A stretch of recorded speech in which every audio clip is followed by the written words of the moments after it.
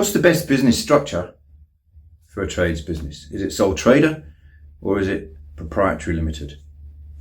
It's a choice, right? You have a choice. I'm going to explain the differences between the two. I'm going to help you choose, because you should. You should choose, and you shouldn't just sort of go along with the flow, right?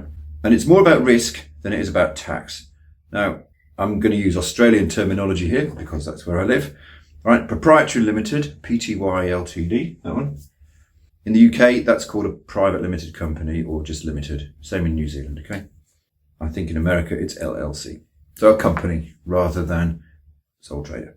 Now, I hear about accountants advising people they're big enough to move to limited now, right? And they're talking about the tax paid on profits rather than the risk, usually, when they say that. I'm going to come back to that in a moment.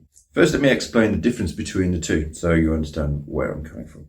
Right, so if you're a sole trader, that doesn't mean there's only you, right? What that means is that you're trading, your business structure is a sole trader, and your business is you.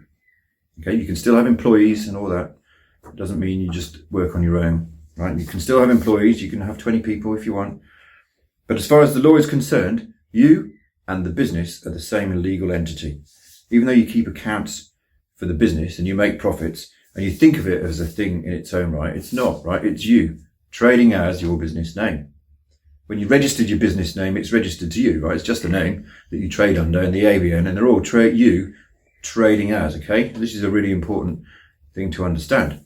When your accountant does your tax return, or whether you do it yourself, if that's what happens, there's only one tax return, right? Because there's only one legal entity, which is you trading as. There are your business accounts, and there's the profit, and then there's your personal deductions as well. And if you have an investment property or anything, that's all going to be on there as well. But it's one tax return, right? The accountant adds up all the income, including your rent from your investment property, and the drawings from the business, and all the expenses, and he kind of sorts out the mess for you. Importantly, this is important, it's you that owns all the assets, and it's you that owes any money owed. And here's where the risk comes in, right? If you own a house or other assets, and your business goes shit, and you owe someone money, it's you they sue, and your house is on the line, right? That's important. So you can be forced to sell your house or your other assets to repay the debt. And even if you're going bankrupt, won't help you, okay? If, however, you're a limited company or a proprietary limited company, it's a bit different, right? It's called a limited company for a reason. Your liability as the investor is limited to what you invest in the company. The most you can lose is what you put in the first place, with certain rules and exceptions. So limited liability came about back in the day in the 17th century or around, right? For some businesses anyway. And before that, even for guilds and monastic communities like in the 15th century. And they were set up so that investors could risk a certain amount in a venture rather than kind of everything they had. Before that, these people would risk something on a venture and then they'd get sued and then lose fortunes, right? So all these rich people who had fortunes wanted to protect themselves and stimulate economic investment. So in this instance, back to Tradies, right? The business is a separate legal entity, or it's a legal person. Your liability is limited to what you paid for your shares or what you invested in the business in the first place. So if the business fails, right, and it's got debts and it's unable to repay a debt, the person who the business owes money to, right, or the business that the business owes money to, or whoever, they sue the business, not you personally, right? And that's the important difference. It's the business that borrowed the money. So the creditor gets to sue the business, and you're not the business, you're a separate person. You're a director, you do have some responsibilities, but you're not the business, right? So your house isn't directly on the line, right? They don't come to you for your house necessarily. Now, as always, it's a bit more complicated than that, so keep listening.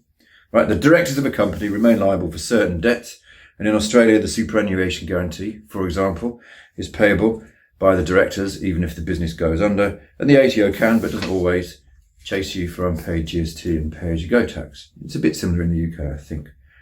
Right, so you're not completely scot-free, right, and you can't fail a business and go, oh, sorry, and liquidate and fold the business and be completely free from all your debts, but you'll be free from most of them. Most of your trade creditors, for example, won't be able to come after you and say, sell your house, you owe me 100k.